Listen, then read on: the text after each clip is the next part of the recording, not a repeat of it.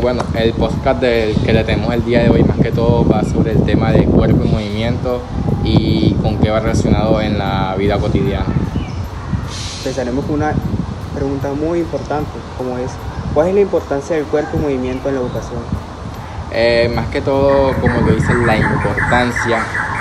y en la educación eso proviene más que todo cuando estamos en la niñez, cómo ven los niños cuando van conociendo lo que es su cuerpo, cómo son, qué es, para qué sirve, qué se hace con eso,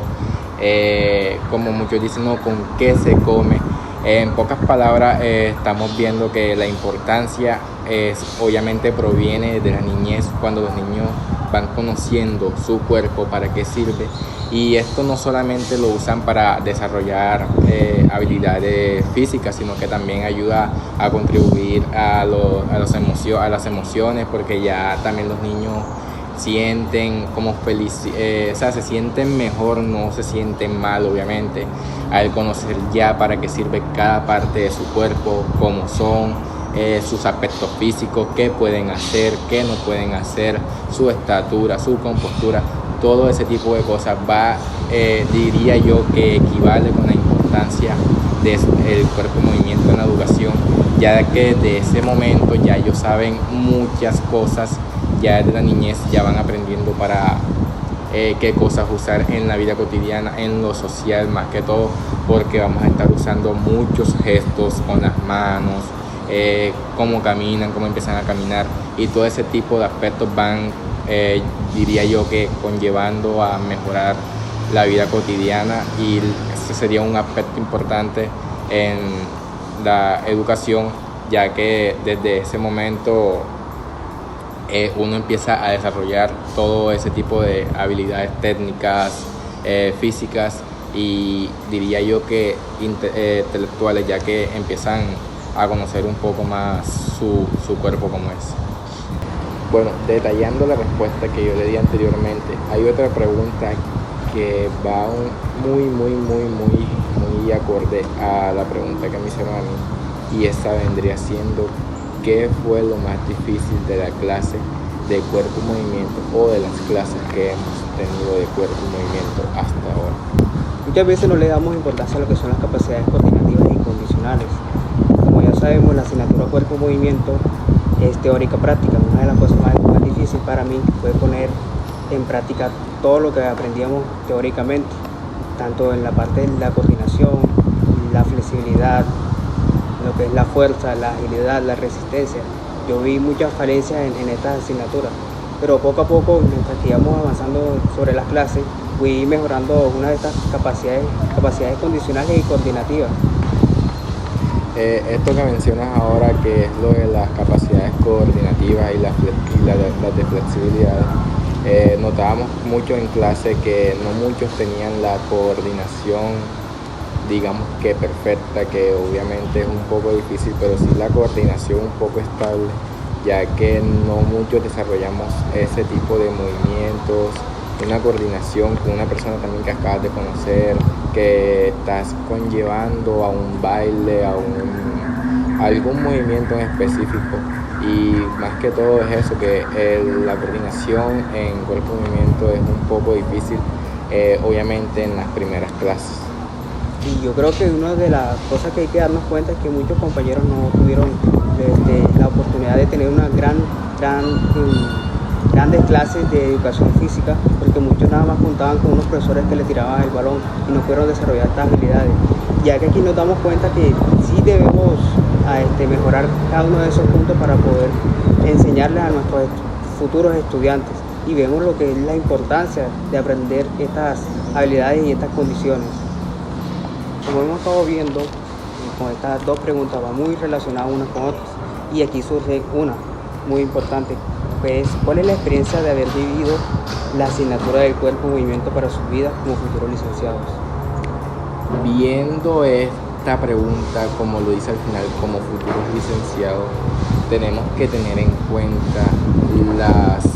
los aspectos, las actividades, la planificación, la planeación que haremos y usaremos con los estudiantes de acuerdo al tema, si llega a ser cuerpo y movimiento, que más que todo esto se va a ver en absolutamente todas las clases, porque esto conlleva la coordinación, flexibilidad, como ya lo hablamos anteriormente. Más que todo, esto es una experiencia muy, les diría yo que enriquecedora para nosotros, porque es más conocimientos previos para cuando ya uno tenga su título de licenciado. Más que todo, como les explico, esto no es solamente aprender a realizar o practicar ejercicios nuevos, practicar deportes. Esto, la experiencia es algo que uno se lleva de más que todo de las clases, de la comunicación, ya que, como les mencioné, que no solamente deporte, ejercicio, esto también conlleva comunicación, la expresión, como se los mencioné en la primera pregunta, que uno con sus movimientos también expresa. Hasta con movimientos uno puede sentir cómo son los movimientos faciales, uno puede notar, uno puede percibir cómo se siente la otra persona, aún así solamente viendo sus movimientos. Ya vimos que esto no solamente es una herramienta que se usa para esos aspectos, sino que nosotros como futuros licenciados debemos aprender cada detalle de estos aspectos, cada ejercicio, cada músculo, cada movimiento, cada parte del cuerpo, para así prevenir riesgos con futuros estudiantes, que más que todo hay que prevenirlos, obviamente con todo estudiante. Hay que tener en cuenta y en vista, primer ojo, a los estudiantes de menor edad, a los niños, a los bebés, ya que ellos apenas están aprendiendo a conocer lo que es su cuerpo y para qué funciona. Siguiendo obviamente a la siguiente pregunta, sería: ¿cuál es el aprendizaje más significativo de la clase de cuerpo y movimiento? Bueno, el aprendizaje más significativo fue entender el cuerpo, que no solo es más que una estructura, sino que es una parte esencial de nuestra identidad y de nuestra forma de aprender y de relacionarnos con el entorno. Una de las cosas que pudimos presenciar en la clase anterior con el texto que nos dio la profe fue que es muy importante relacionarnos con el entorno, además que comprender que el movimiento puede convertirse en una poderosa herramienta educativa para los estudiantes que vamos a tener a futuro. Bueno, hay que tener muy en cuenta es que el cuerpo en movimiento puede favorecer el desarrollo físico, emocional, cognitivo de las personas, y este aprendizaje será muy valioso para mi futuro desempeño como docente de educación física, no solo para mí, sino también para mis demás compañeros. Y en pocas palabras vendría siendo que el aprendizaje más significativo sería el conocimiento previo a cuando seamos futuros licenciados, obviamente.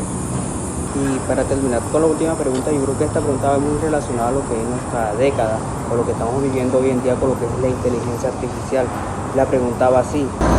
¿se puede trabajar el cuerpo y el movimiento empleado en la inteligencia artificial? ¿Y qué, cómo o por qué?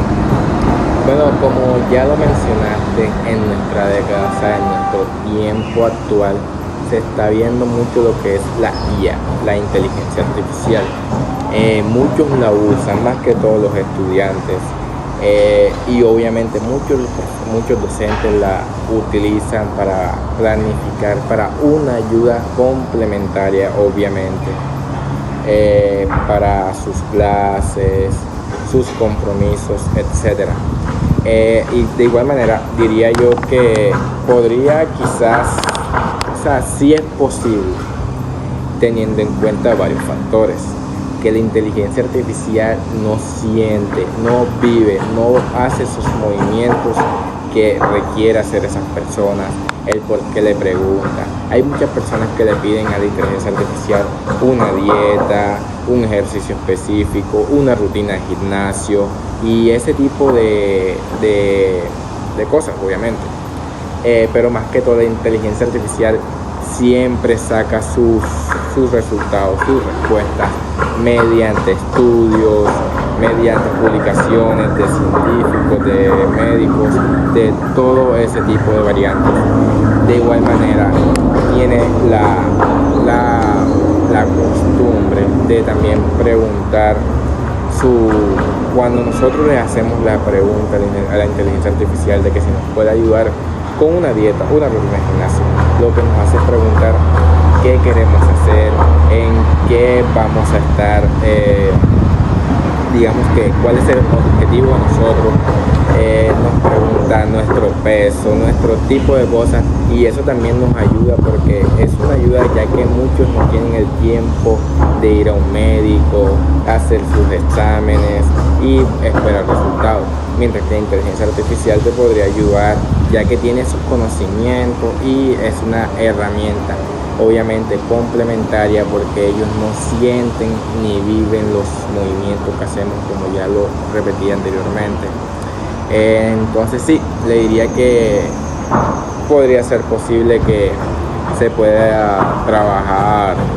el cuerpo en movimiento mediante la ayuda de la inteligencia artificial.